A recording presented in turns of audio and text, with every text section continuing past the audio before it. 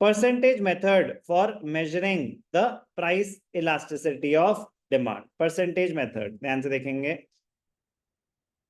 समझ आ गया? खत्म मेथड। कोई डाउट किसी को? चलो एक बार फिर से समझाता हूं, थोड़ा जल्दी जल्दी हो गया था। ध्यान से देखेंगे, क्या निकाल रहे हैं? Price elasticity of demand. इसको ईपी कुछ लोग लिखते हैं, ईपी कुछ लिखते हैं ईडी, क्योंकि elasticity of demand is price elasticity of demand unless otherwise specified. ध्यान से देखना बेटा, बहुत इंपॉर्टेंट है, बहुत ही स्कोरिंग, बहुत ही मजेदार। क्या फॉर्मूला है? फॉर्मूला है percentage change in quantity demanded divided by percentage change in price. Percentage change in quantity demanded divided by percentage change in price. अब ध्यान से देखना, एक न्यूमेरिकल से समझाता हूं। पी से क्यू, पी P1।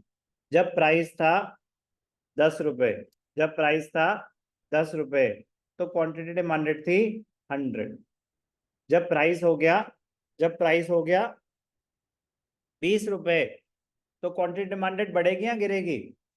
गिरेगी। गिर के हो गई, let us assume 75, let us assume 75। अब ध्यान से देखना प्लीज, आपकी टर्मिनोलॉजी। पी को बोलते हैं ओरिजिनल प्राइस। पी को क्या बोलते हैं? Original price. ये क्यू था और ये Q1 था, ठीक है? क्यू को बोलते हैं ओरिजिनल क्वांटिटी, P1 को बोलते हैं न्यू प्राइस, और Q1 को बोलते हैं न्यू क्वांटिटी। ओके जी? और सिखाओ सर। चलो, डेल्टा पी होता है change in price. Delta P क्या होता है? Change in price. Change in price कैसे कैलकुलेट होता है? New price minus old price.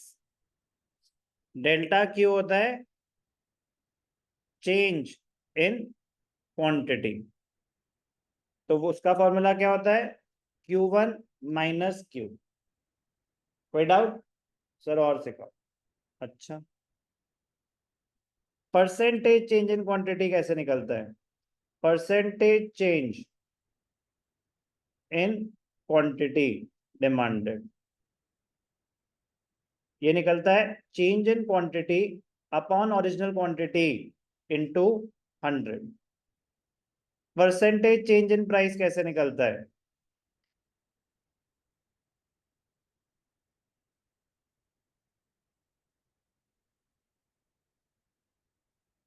Delta P upon P into 100। Delta P upon P into 100।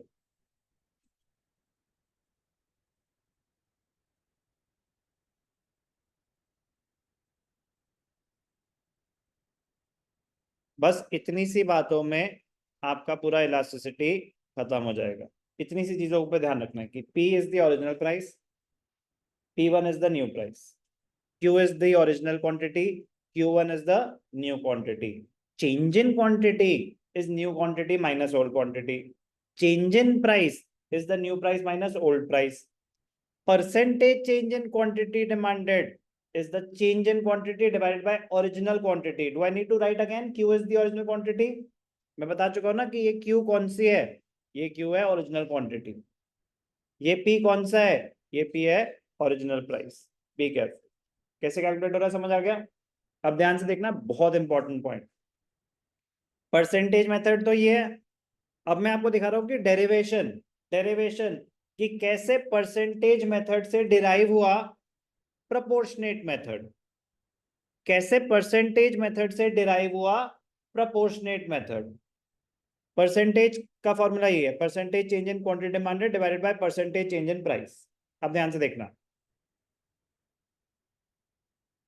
क्या फॉर्मूला है percentage change in quantity demanded का? Delta Q upon Q into 100, delta P upon P into 100, 100 cut गया. Now this can be written as delta q upon q divided by delta p upon p. Now this can be written as delta q upon q multiplied by cross multiplication reciprocal p upon delta p, p upon delta p. Yes or no? तो इसको हम convenience से लिखते हैं delta Q upon delta P into P by Q. Delta Q upon, ये same चीज है.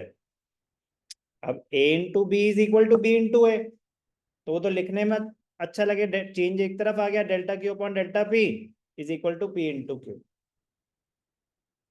तो ये क्या है? ये फॉर्मूला है प्रोपोर्शनेट मेथड का. ये फॉर्मूला किस चीज का है? Proportionate method. ये क्या है? Percentage method. ये क्या है? Percentage method. Exactly same result आएगा, एग्जैक्टली सेम रिजल्ट आएगा, बट कन्वीनियंट रहता है प्रोपोर्शनेट मेथड. कन्वीनियंट रहता है, इट डिपेंड्स, ऐसा कुछ भी नहीं है वैसे तो. It depends on the available information. अगर मुझे डायरेक्टली परसेंटेज ही दे रखी है तो ऑब्वियसली परसेंटेज मेथड कन्वीनियंट रहेगा. लेकिन अगर मुझे वैल्यूज दे रखी हैं तो परसेंटेज निकालना एक लंबा काम हो जाएगा. कह रहे जरूरत ही नहीं है एक एक करके परसेंटेज निकालने की, आप डायरेक्टली प्रोपोर्शनेट मेथड यूज करें. सबसे पहले तो आपको ये समझना जरूरी है कि दोनों बातें इक्वल से, एग्जैक्टली सेम बात है. परसेंटेज मेथड और proportionate method exactly same result देंगे. आपके सामने डेरिवेशन है कि परसेंटेज मेथड से ही डिराइव हुआ है प्रोपोर्शनेट मेथड.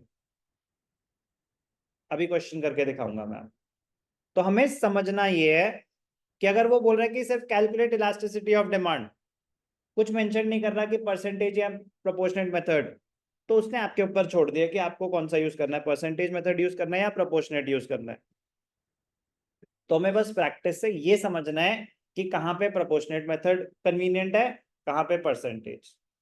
मैं आपको बोल रहा हूं कि अगर आपके सामने ये चारों वैल्यूज अवेलेबल हैं या निकल सकती हैं, अगर आपके सामने ये चारों वैल्यूज अवेलेबल है या निकल सकती हैं, change in quantity, change in price, original quantity, या तो डायरेक्टली गिवन है या बड़ी इजीली निकल सकती हैं, always use proportionate method. Always use proportionate method. नहीं निकल सकती, परसेंटेज गिवन है, परसेंटेज ही निकल सकती है, use percentage method, use percentage method. And when it is specifically mentioned कि use percentage method, you have to use percentage method. So be careful.